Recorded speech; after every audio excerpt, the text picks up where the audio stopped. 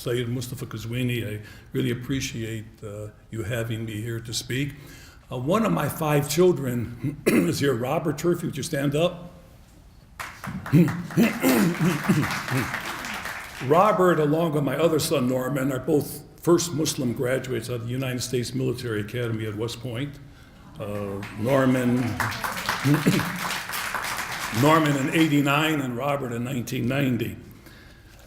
In this book, let's give you some upfront words on it, is that I don't try to sway anyone from one religion to the other. Even being Muslim, I try to be as middle of the road, as objective as I can. And it's only dealing with Muslims, Christians, and Jews. Okay, I'm talking in this case going to be about monotheism and how to protect it. You know, monotheism is being threatened as morality in America is on a continual decline, leading the nation further away from the revelations that God had decreed in the holy scriptures of Judaism, Christianity, and Islam. Additionally, a great deal of misinformation on religion, aided by the media, plagues the American society, thereby causing a great deal of prejudice and hatred. Some of the questions that people ask relative to the Abrahamic faiths are, what are the common roots of Judaism, Christianity, and Islam, and why are they called the Abrahamic religions? What are the linkages between the Semitic languages and the holy books of Judaism, Christianity, and Islam? Do all Abrahamic faiths worship the same God? What are the similarities among the 3 faith traditions? Do conditions in the society alter the meaning of holy scriptures? Why do followers of the Abrahamic faiths edit or change God's law to fit their world rather than adjusting their world to fit God's laws? Why can't the followers of the 3 religions get along with each other on both an interfaith level and an intrafaith level? How are women perceived by the 3 faiths? And what are the moral teachings of the Abrahamic faiths? Now, according to a Gallup poll survey that was done in May of 2013, 77% of Americans said religion is losing its influence, while 75% said America would be better off if it were more religious. My book, Children of Abraham, United We Prevail, Divided We Fail, discusses the reasons for the decline of religion in America, offers solutions to enhance religious efforts, and details the similarities between the Abrahamic faiths of Judaism, Christianity, and Islam, in order to bring about a unified effort to safeguard monotheism. I believe that this book will enlighten those who wish to collaborate with brothers and sisters of each faith to work for the common cause of safeguarding religion in America, as well as for working for peace, tolerance, solidarity, and security. Prophet Abraham is a thread that binds the 3 faiths together. In our democratic society, we have the freedom to celebrate our beliefs while vigorously engaging others who believe differently. Interfaith dialogue alone will not end conflict or create a universal justice or resolve all of our societal problems. However, interfaith dialogue can be a powerful tool for advocacy, relationship building, and nurturing cultural diversity and pluralism. While the perception is that Judaism, Christianity, and Islam are each significantly different, they are, in fact, deeply connected. The prevailing belief and practice of each is faith in God, which transcends all their predominant differences. The challenge we face is to unify and mobilize our resources with the understanding that a sense of open-mindedness and love for one another must prevail. To this end, discussion should center on the similarities among the 3 Abrahamic religions. All three faiths affirm that God made a covenant with Prophet Abraham to uphold the belief in the one God. They agree that God commanded Prophet Abraham to sacrifice his son as a test of faith and obedience. God promised Prophet Abraham that his descendants would inherit his legacy and become the fathers of great nations. So Jews, Christians, and Muslims have a common linkage in Prophet Abraham, and interfaith dialogue can be the vehicle to restore the great heritage he left. So symbolically, Jews, Christians, and Muslims are called the children of Abraham. There are similarities among the three faith traditions relative to the belief in God, the afterlife, angels, some of the prophets, the Ten Commandments, the patience of Job, the Psalms of David, the great flood of Noah, the repentance of Jonah, the wisdom of Solomon, prayer, fasting, charity, pilgrimage, struggle of the self, head covering of females, human rights, etc., etc., etc. Let us look at just two of these similarities, prayer and the struggle of the self. Relative to God are three central themes of prayer in each of the three faiths. Relative to God, these three motifs or themes are adoration, submission, and supplication. Supplication is an entreaty. It's a plea that you ask God for something. Well, let's see how similar they are. Now, the Jews, we have the Kaddish prayer. The Christians, we have the Lord's Prayer. And the Muslims, we have Al-Fatiha prayer. Well, what about adoration? Well, in the Kaddish prayer, exalted and sanctified. In the Christian prayer, hallowed be thy name. And in the Muslim prayer, beneficent and merciful. Same motif, same theme. With respect to submission to God, in the Kaddish prayer, according to his will. In the Lord's Prayer, thy will be done. And in the Muslim prayer, thee do we worship. With respect to submission, in the Jewish prayer, grant peace upon us. In the Lord's Prayer, lead us not into temptation or guide us against our trespasses or give us our daily bread. And in the Muslim prayer, show us the straight way. So they have similar motifs, similar themes in each of these well-known and often spoken prayers. What about the struggle of the self? There are many verses in the scriptures of Judaism, Christianity, and Islam relative to the three levels of the struggle of the self. Three levels. We have the spiritual struggle, the physical struggle, and the social struggle. Struggle or striving in Judaism is referred to as the hishtadal of teshuvah, or sometimes ma'afak. And in the Aramaic language, it's referred to as shad'ar. Even shad'ar is a term for Jewish as well. In Islam, it's referred to as jihad. They're all similar. How are they similar? All three faiths agree that spiritual struggle relates to the inner self and the containment of the ego. Additionally, all three faiths agree that physical struggle is a defensive position against violence, terrorism, oppression, and tyranny. Whether in Judaism, Christianity, or Islam, it is despicable that those who misinterpret the scriptures can spawn radicals and extremists to prey on the weak to fuel the fire. Regarding verses from the scriptures of Judaism, Christianity, and Islam that may appear to give the perception of physical struggle as offensive, whether in the Torah or in the Bible or in the Quran, interpretations are taken out of context.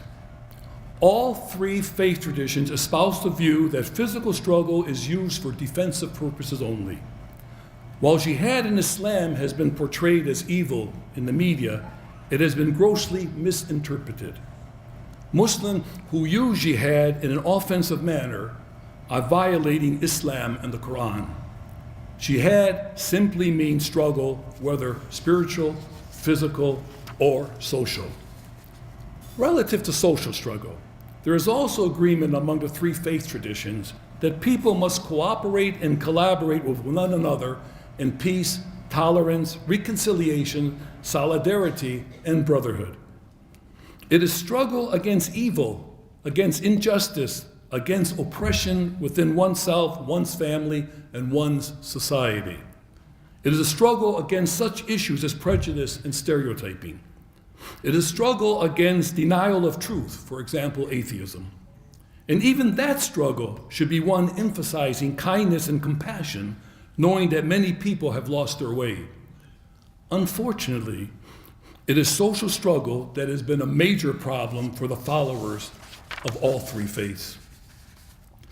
While scriptures in Judaism, Christianity, and Islam disclose many verses relative to ethics, we have witnessed a continuous degradation of morality which threatens the very fabric of American society.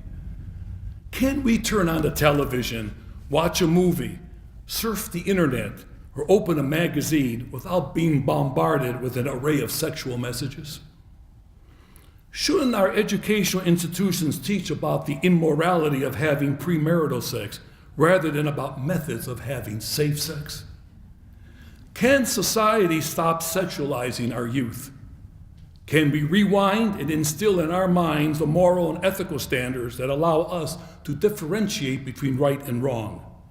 If we as Americans cannot agree on what is right or wrong or moral and immoral, how do we stay together in one national family? Can we, as Americans, be cleansed from the unrestrained immorality around us? Who is to blame for this moral decadence in American society? A lack of morality is the absence of principles. We need to go beyond teaching morality to actually living morality. Jews, Christians, and Muslims all are faced with the challenges to restore our God-given rights of moral beliefs to our communities. Many Americans do not even ask whether an action is right or wrong. Some argue that we are no longer a moral society. America has reached a point where almost anything is tolerated and nothing is deemed intolerable. Children who are not disciplined become self-centered, irrational, and undermine authority. The media have a major influence on our cultural values, and Americans know it. For example, television is becoming the main vehicle by which viewers find viewpoints that reflect their own lifestyles. Television is no longer just competing for our attention and dollars, but for our very souls. Television is becoming a kind of religion, shaping the faith and values of many people. These values are in many ways opposed and in conflict with the values of monotheistic principles and ideals. So we have a moral and spiritual crisis in America that has been brewing for some time. It is a crisis of character that has produced a crisis of behavior. It is a poverty of values caused by a poverty of faith. We remove all value judgments of society, and then we wonder why we have a generation that is morally confused. Our society continues to dismiss the relevance of religion, and as a consequence has diminished its importance. So what is the common denominator of why religion is disintegrating in American society? The common denominator is a disease called complacency, which has as its philosophy to live for the here and now, ignore the past, and be unconcerned about the future. How can American society be motivated to move away from the drowning depths of complacency when it is what most seem to desire? Seemingly, Americans are returning back to the philosophy of deism that Thomas Paine articulated and wrote about in his books Common Sense in 1776 and The Age of Reason in 1794, which ascribed to the belief that there is no need for revelations or scriptures, even though there is a creator. However, under the leadership of President Abraham Lincoln, who by the way was also a deist, the phrase "in God we trust" was instilled in the conscience of Americans. Our country was founded on Christian religious values, but has now drifted to an ideology of spiritual values. That is, each person can search for the truth of the universe in their own mind while still maintaining that God exists, without the need for revelations or scriptures. What this means is that scriptures are being ignored, abrogated, or terminated to satisfy the whims of those who wish to downplay revelations altogether. All of a sudden, sinful acts such as homosexuality and same-sex marriage are now condoned and espoused by many Americans and also by many politicians for the purpose of getting elected into office. Some Christians, or since the Christians are the predominant population in America, they have borne the brunt of immoral issues. Jews and Muslims, while much smaller in population, are vulnerable to the same immoral issues that Christians are experiencing, so we can learn from each other. In a 2011 Gallup poll survey, 56% of American adults consider gay and lesbian relations morally acceptable. The same survey revealed that about 25% of Americans are gay or lesbian. All three Abrahamic faiths agree that scriptures forbid any deviation from the decorum of sexual behavior, which include immoral indulgence in heterosexual activity outside of marriage, homosexuality, same-sex marriage, and adultery. While interfaith trialogue of Judaism, Christianity, and Islam is a roadmap to a genuine and sustained peace, the question is, are we really up to the task? Are we clear about where we want to go and how to get there? Do we understand our responsibilities? While Jews, Christians, and Muslims have engaged in interfaith dialogue, were their discussions and actions truly genuine, or were they hollow, counterproductive, dull, and predictable? Does interfaith dialogue have a threefold objective? 1, lecture about each other's faith. 2, smile and nod while being unreceptive to traditions different from each other. And 3, hope that the other will sooner or later convert to another faith. From a Muslim perspective, I'm reminded of the verse in the Quran that states, "O mankind, we created you from a single pair of a male and female and made you into nations and tribes that you may know each other, not that you may despise each other." Even Muslims have long been in blatant violation of this fundamental Islamic principle of society. Furthermore, although followers of the three faith traditions engage in interfaith dialogue, they have failed and failed miserably to engage in intrafaith dialogue. We witness intrafaith denominational confrontations within each of the Abrahamic traditions. How effective can followers of each faith tradition be relative to interfaith dialogue when they seriously lack intrafaith dialogue within each across denominations? For example, Jews, Christians, and Muslims meet with each other, but seldom meet with another denomination of the same faith. Conservative Jews and Reformed Jews, or Orthodox Jews, or between Catholics, Protestants, and Orthodox Christians, or between Sunni and Shia Muslims. Meeting with interfaith, but not meeting in intrafaith. Even animosity exists between those within the same denomination. Indeed, it's a very sad situation. Nevertheless, interfaith trialogue, and we have a number of organizations, yours and other organizations throughout the country, that are engaging in interfaith trialogue. Well, interfaith trialogue instills and nurtures the elements of knowledge, empathy, tolerism, and collaboration. It paves the way for reaching its consensus on norms and values. It bridges the gap between religions and cultures by encouraging dialogue and respecting diversity. It helps us to focus on the future of our children.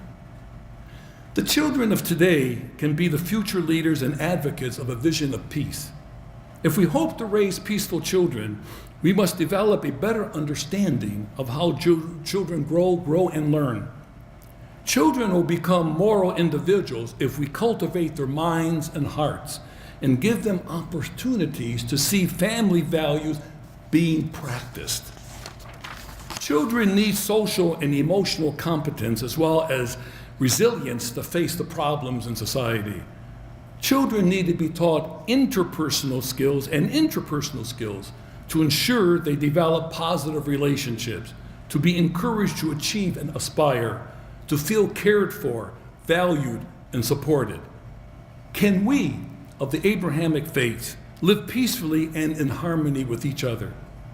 We need to understand whom we are, where we come from, and where we are going, as well as the repressed pain we carry that is handed down from previous generations. We need to be able to cultivate peace in the home, where children grow intellectually, spiritually, and socially. We need to channel our children's energy into peacemaking activities as they learn to understand and deal with emotions and conflicts. We must teach our children to maintain moral and ethical standards. Children solidify their personality long before they become adults. The problem is that we have not been great models for our children.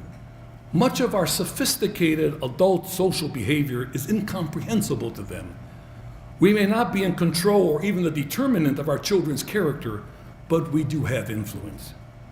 As we spend time with children and truly open our hearts, we will find that they have something to give and to teach us: their innocence, their trust. Children come into the world carrying the light of peace with them. As we open ourselves to their teaching, they can show us how to be peaceful, how to be absorbed in the present. While children can help us rediscover peace, they also need to see us working for peace. Together, we can shape the world our children will inherit, so they in turn can shape the future of peace. There must be security for all, or no one will be secure. As children of Abraham, let us embrace the covenant. Shalom, peace, salam.